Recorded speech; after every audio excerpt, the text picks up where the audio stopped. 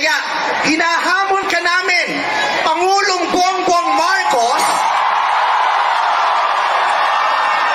kung gusto mong magkaroon ng magandang legasiya, ang pangalan mo, ipakulong mo lahat ng magnanakaw.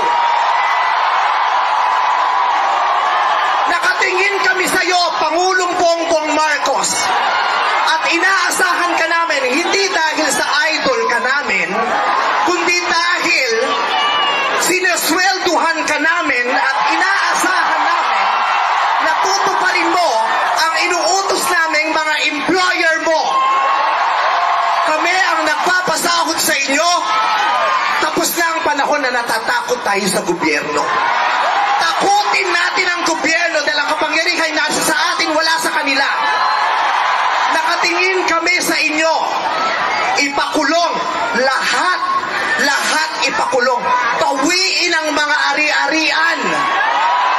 Bawiin ang mga ari-arian. Pati atay, i-donate. Ibigay ang atay. Pati mata, i-donate. Walang ititira kasi nga, hindi tayo pwedeng maawa dahil mga putang ina nila. Maraming salamat sa inyong lahat. Sasamahan namin kayo hanggang mamaya. Isa pa. Nyo! Sobra na, tama na.